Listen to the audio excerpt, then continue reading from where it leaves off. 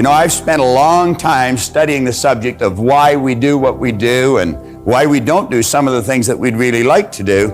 And I've come to the conclusion that the two main elements in a successful, fulfilled life is motivation and education. And if we get a proper balance of motivation and education, we're going to find that we're going to be led into some very wise decisions that'll inspire us into some intelligent action, and we will live a very, very fulfilled life. I think many of us have had a false concept programmed into our mind with respect to education. We, I think, have been raised to believe that education is going to school for a certain number of years and be able to correctly answer a series of questions.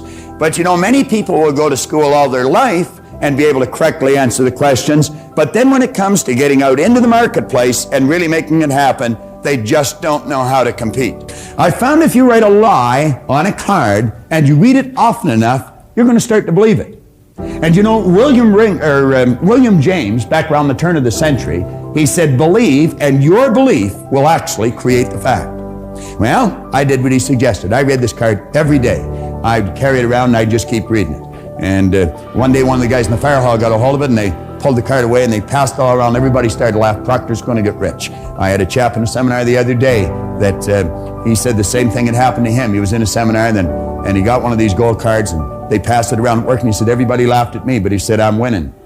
Now, I didn't read the card in front of anyone any longer, but I kept reading it. I'd go to the bathroom, and I'd sit in the toilet and lock the door, and I'd read the card. Or I'd be driving down the street, and I'd come to a traffic light, and I'd haul the card out, and I'd read it. Now, something very funny happened to me. 1 year later, I was earning $175,000 a year. Now, that's an enormous change, and it went well beyond $1 million in a year. Now, that was not supposed to happen. See, everything I'd been taught since I was a little boy indicated that if you don't go to school, you can't win. If you don't have business experience, you can't win. I had not gone to school. My second month in high school, they asked me to leave. I'll never forget how happy I was when they made that decision. As I look back, they were probably much happier than I was when they made that decision. But here I was, I was 16, I had very little knowledge, I had absolutely no skills, and at the very best, my attitude was poor.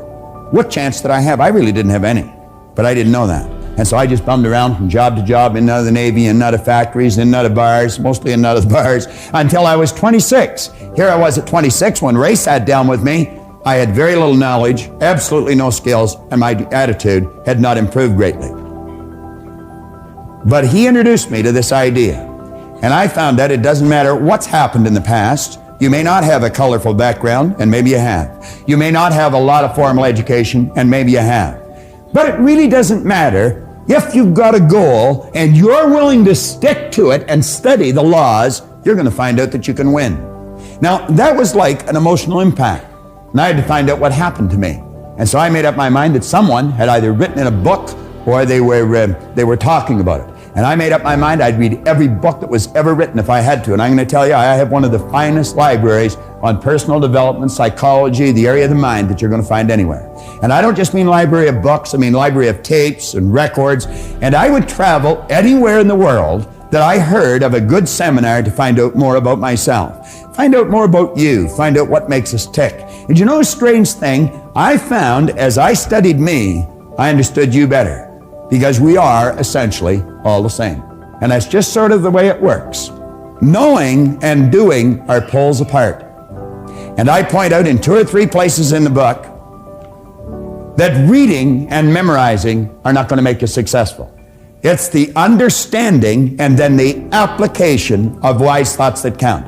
You must understand the idea, and you must go out and act on the idea, regardless of how much your old program wants to hold you back. You've got to bust out of that shell and do the thing that you've got to do. Now, John Ruskin here gives us an excellent concept on education. He said, education does not mean teaching people what they do not know. It means teaching them, showing them, leading them to behave as they do not behave. Now, I choose to believe that every one of you wants something. Way down deep inside of you is a dream. And every now and then that dream floats to the surface of your conscious mind. And when it does, you quickly push it out and you say, I can't do that. Now, the truth is you can, you just don't know how. And if you can get that straight in your mind, I'm going to tell you, you've busted out. Now, Vernon Howard one time pointed out in a magnificent book, Mystic Path to Cosmic Power, you cannot escape from a prison if you don't know you're in one. You cannot escape from a prison if you don't know you're in one. Well, I think we're all in one to some degree. But that dream you've got that comes to your mind, I would suggest you look at it real carefully. We've got to do what's inside of us. Let's not go to the grave with the music still in us. Ralph Waldo Emerson said, do the thing and you'll get the energy to do the thing. Do the thing and you'll get the energy to do the thing.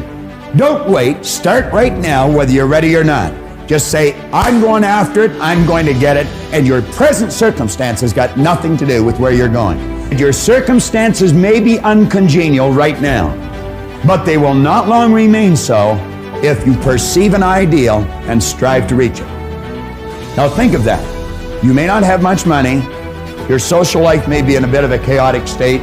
Maybe your business isn't going the way you'd really want it to go. He said your circumstances may be uncongenial, but they will not long remain so if you perceive an ideal and strive to reach it. I want to suggest now that you really put on your thinking hat. I have a paper here that was written by a gentleman who has since passed away. He was a great Canadian, and he introduced himself as Dr. Rampell. And he said, no, he had a doctorate's degree in thinking.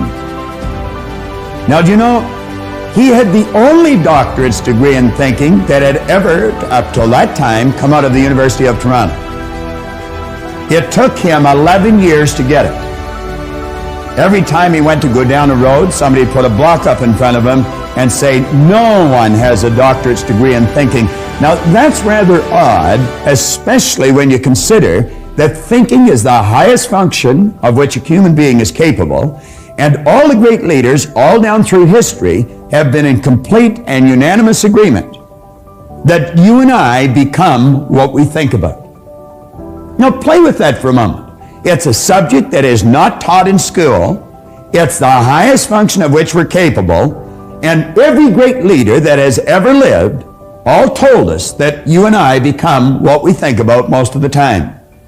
Dr. Rampell wrote a paper, Tools for Teaching Thinking.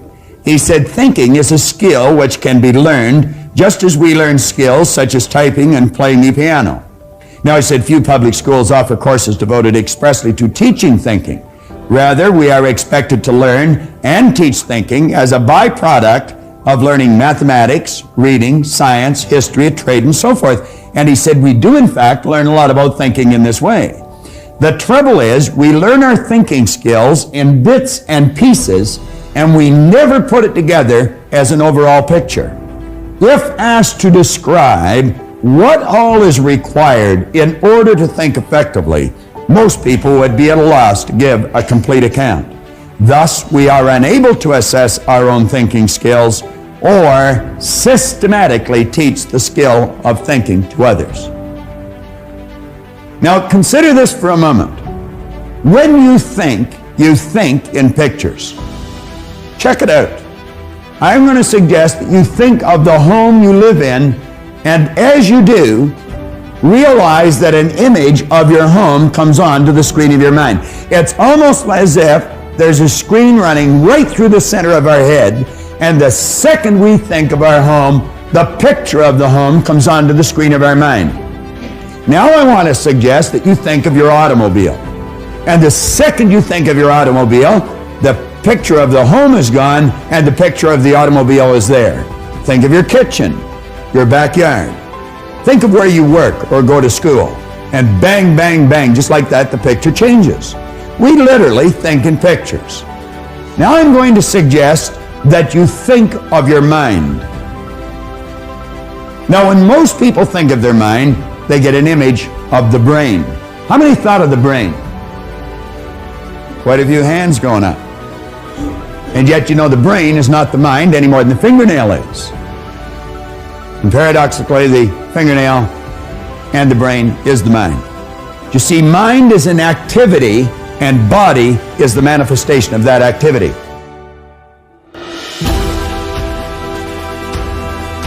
The body is really nothing but an instrument of the mind.